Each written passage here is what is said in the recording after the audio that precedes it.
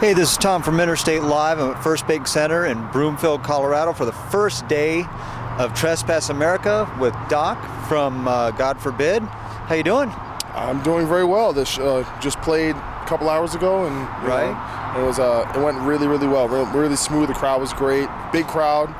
I thought we played well. We had a really good time. So yeah, you guys tore it up out there. Does it ever get old seeing people pump their fists, jump up and down for you? I mean, no, it doesn't. I think we could all use a little validation from time to time. I don't know how shallow that is, but it does work. It does help kind of coat the ego for a little bit. You get that shine going. But, right.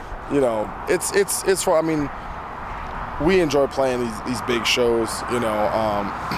It's a different beast. Playing the arenas or the big outdoor festivals, and when you get a chance to do it, it's fun because there's a different energy, man. You're dealing with a lot of people, a lot of blood, a lot of souls in there, and that energy can be really, really explosive. Right. And your guys' music too is you guys are really diverse. Mm-hmm. You're not metalcore, you're not metal. I mean, you guys are a little bit of everything, and especially on all your current stuff is just it's a lot more melodic. Mm-hmm. What's the influence behind that? I mean, I think part of it is our new guitar player Matt, who just has a melodic writing style, and I think part of it is Byron, our singer. He really kind of wanted to go a little more in that direction, and stated it pretty early, before we started writing. I kind of thought actually our new album was going to be heavier, and it kind of, and other guys kind of wanted some different stuff. It's still a heavy album. It is. It's still a very heavy album, but the whole, I think for me it was like, all right, if we're gonna do stuff a little more melodic, then it's just the hook's got to be strong. Right. It's got to be really strong choruses. It's got to be, and we have to sing it well. We have to perform it well. And we got to put a lot of work into that stuff. So we did, and then I think the work paid off, and I think it came out great. I agree. You guys announced the new album in 2010, but Equilibrium didn't actually come out until 2012. We announced it in 2000? Yeah. We didn't announce it in 2010. Our album came out in 2009. Oh, yeah, you're right. We brought the album out in 2009. We didn't really. In 2010, is that was pretty much you got the new guitar player, right? Yeah, I mean, we did a couple tours at the beginning. We actually toured Five Finger Death Punch in the beginning of the year. Did one little tour with Kitty. Right. And then we wrapped it up for the rest of the year. Gotcha. So that was really the end. 2010 was the end of our last touring cycle. Right. And then from there, did you take a break, go right into the studio? We went, we started kind of dealing with some of the business situation with the band, finding we didn't have a manager, our record deal ended, so we had a lot of unknowns that needed to be worked on. So we did a lot of that work, started writing. Right. So that's what most of 2010 was, kind of dealing with that stuff, but we were writing pretty much the whole time. Gotcha. One, I got a question, it's kind of weird, but Chris, that's got to be the shortest stint as a guitar player I've ever seen. Well, he was a fill-in. He came in the last minute. When my brother quit the day the tour started. Right. So we needed someone right away, and he filled that need. And Chris is amazing. He's unbelievable talent. I think collectively we thought we kind of wanted to go in a different direction. So it just didn't work out. But still good friends with him, and I have the utmost respect for him. The guy's unbelievable. Nice. Well, you guys are on 31 dates for Trespass, first day here in Colorado. What's going on after Trespass for you guys? You going to take some time? Well, our bass player is getting married in October, so we're going to take some time off so he can do that. And I don't know, we're looking at some stuff for the end of the year. I can't really talk about anything right now, but we'll see. I mean, there's some good options, there's some good opportunities, so we'll see what happens. Nice. How long are you guys going to actually tour in support, or how long do you normally tour in support of an album, would you say? A year and a half. Honestly, I don't know. It's really, you kind of see what's out there, what the interest is. You're trying to meet, the demand. You kind of give the demand supply. So you don't want to. So you kind of see what's out there, see what opportunities, what's this tour I think will create a certain amount of momentum. So and you just build off things. And one thing kind of leads to the next. In a lot of ways. Battlecross. I noticed you guys have a bunch of one-off dates with those guys. Have you ever played with those guys before? No, or? I mean, as far as I know, they're actually a pretty new band. Yeah, that's what I've heard. And they did one tour a couple months ago, whatever. That was their first tour, and yeah, we do off dates. You don't really want to do just by yourself and local bands. You really want to have another national act, another band that can help kind of create a little buzz and get people out, because people don't really want to spend money to see one band. They'd like to get a couple bands in there. New band, definitely got a little hype going, and they're great guys, and they're killer, man. They're actually really good, so it's cool to have younger bands out, and they got that fire, they got that energy, and they're doing well. And they're like, this for them, this is cloud it's like nine. A dream come true. Yeah, so we've been around the rodeo a few times, but it's still, we still appreciate it. I still, still humble about the opportunity. Right. 16 years, yeah. I've been playing with the band with the guys for 16 years, or going on 16 years. It'll be 16 years next year. But so it'll be half my life, since I was 16, I'll be turning 32. But but as God forbid, since '98, so 14 years, so it's been a long time. Right. So you guys have been on the music scene for a while. Yeah. Any major changes that you've seen? I mean, do you think it's tougher for a band like Battlecross to? I think it really depends what your expectations are. I think back, at least when we started, it was basically it was like the beginning of like the nu metal era, right? And that was also the kind of the beginning of the end, or like the beginning of the decline of the record industry, which peaked about 2000, 2001. So that was actually your last big burst where like major labels were signing bands to big contracts, where you can literally like be a no-name band on Monday, get a huge deal, and actually live off that money and be in a tour bus and go on big tours and get tour support and pay for your gear. And there was a lot more of an